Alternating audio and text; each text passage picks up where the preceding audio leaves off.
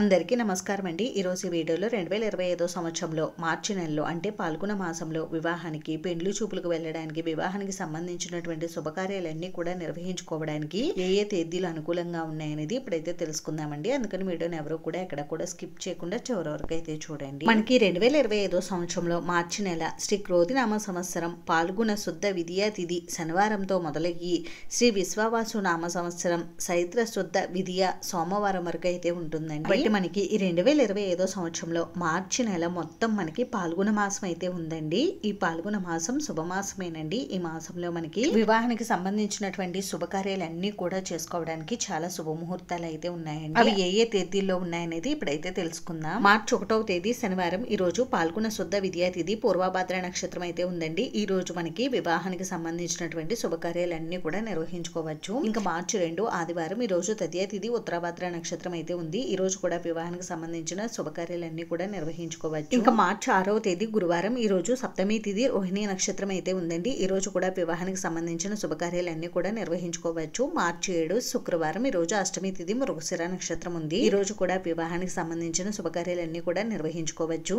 ఇంకా మార్చి 12వ తేదీ బుధవారం ఈ రోజు త్రయోదశి తిథి మక నక్షత్రం అయితే ఉందండి. ఈ రోజు కూడా వివాహానికి సంబంధించిన శుభకార్యాలన్నీ కూడా నిర్వహించుకోవచ్చు. అంటే పెళ్లి చూపులకి వెళ్ళడం, పెళ్లి కూతురుని చేయడం, ఇటువంటి శుభకార్యాలన్నీ కూడా నిర్వహించుకోవచ్చు. ఇంకా మార్చి 14వ తేదీ శుక్రవారం ఈ రోజు పూర్ణిమ తిథి ఉత్తర నక్షత్రం అయితే ఉంది. ఈ రోజు కూడా వివాహానికి సంబంధించిన శుభకార్యాలన్నీ కూడా నిర్వహించుకోవచ్చు. మార్చి 15 శనివారం ఈ రోజు పాడ్యమి తిథి ఉత్తర నక్షత్రం ఉంది. ఈ రోజు కూడా వివాహానికి సంబంధించిన శుభకార్యాలన్నీ కూడా నిర్వహించుకోవచ్చు. ఇంకా మార్చి 16 ఆదివారం ఈ రోజు విద్యా తిథి హస్త నక్షత్రం అయితే ఉందండి. ఈ రోజు కూడా వివాహానికి సంబంధించిన శుభకార్యాలన్నీ కూడా నిర్వహించుకోవచ్చు. ఇంకా మార్చి 30 ఆదివారం చైత్ర శుద్ధ పాడ్యమి తిథి రేవతి నక్షత్రం అయితే ఉందండి. ఈ రోజు కూడా వివాహానికి సంబంధించిన శుభకార్యాలన్నీ కూడా నిర్వహించుకోవచ్చు. ఈ రోజు ప్రత్యేకత వచ్చేసి ఉగాది పర్వదినం. ఇవండి 2025 సంవత్సరంలో మార్చి నెలలో వివాహానికి సంబంధించిన శుభముహూర్త తేదీలు అయితే మీ జన్మ లేదా నామ నక్షత్రాన్ని చూసుకుని మీకు ఏ రోజు అనుకూలంగా ఉంటుందో ఆ తేదీని ఎంచుకుని మీరు శుభకార్యాన్ని అయితే నిర్వహించుకోండి. ఈ వీడియో మీకు నచ్చితే ప్లీజ్ లైక్ చేసి, షేర్ చేసి, సబ్స్క్రైబ్ చేసుకోండి. Thanks for watching.